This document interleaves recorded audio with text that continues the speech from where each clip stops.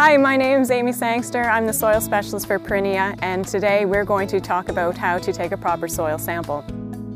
So soil sampling is actually a pretty easy procedure. There are a number of tools that you can use to take a sample. One that you'll often see is this simple soil probe. It's just a T where you're going to push it into the ground. For this field, because it's been plowed, we're going to go in 15 centimeters and take your soil sample from a 15 centimeter depth. The problem with these probes is, as you can see, on harder ground, it's sometimes hard to get them down and get an actual proper sample. So if you're doing a lot of them, what I prefer to use is this soil probe, which has a step-on addition here, and it just makes it a lot easier to get it into the ground. So again, you're going to go into about a 15 centimeter depth. There's a notch on the side that will tell you how deep you've gone, and what you see here is you get a nice even core with depth. And again, this field has been plowed, and so if you think about when you're plowing, generally you go down to about 15 centimeters. What you're doing is you're really homogenizing the soil within that first 15 centimeters, so you want to know how much nutrients are there. Now, if you don't have one of these, and if you're not doing a lot of sampling, you can use a shovel, and everybody's got a shovel.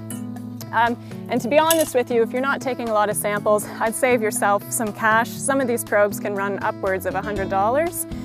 And the shovel is just as effective, but there are a few cautionary things you need to keep an eye on. With the shovel, what you want to do is make sure you're going about 15 centimeters again for this field because it's plowed. And you want to try and just take out a bit of a wedge there. And you'll lift it up. There. And as you can see, we've got about 15 centimeters of depth, but the problem with the shovel is that because it is a bit of a wedge, we're getting too much of the topsoil, and this is going to throw off your results. So if you're collecting soil samples with a shovel, you want to make sure you're just taking off the sides. So you break those off so that you're trying to mimic that nice, even, uniform cone that you get with the other samplers, with the probes. So if you can just take off the sides.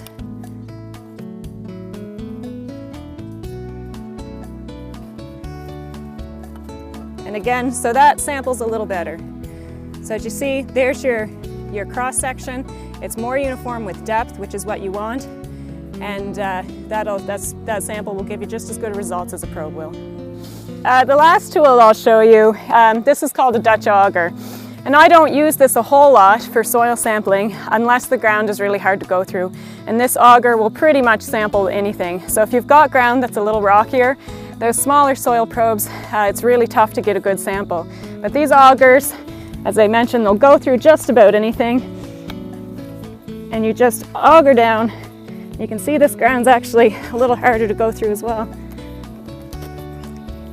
When you pull the auger up, you'll get your sample there. With the Dutch augers, it's a little harder to get a nice uniform sample, but again, if your ground's really tough to sample, sometimes this is the thing that'll do the trick. And there's your sample. If you're wanting to sample a pasture or a field that's been in perennial cover, or even in a no-till situation or reduced till situation, your sampling depth is going to be a little bit different. And the reason for this is we're not mixing that top 15 centimeters of soil in these situations. And in fact, when you put your nutrient applications on, they're really resting on the surface. And over time, some of them may work their way down the soil profile slightly, but we're not doing that mixing to the first 15 centimeters of soil. So in these situations, you want to go down about 8 centimeters when you take your sample.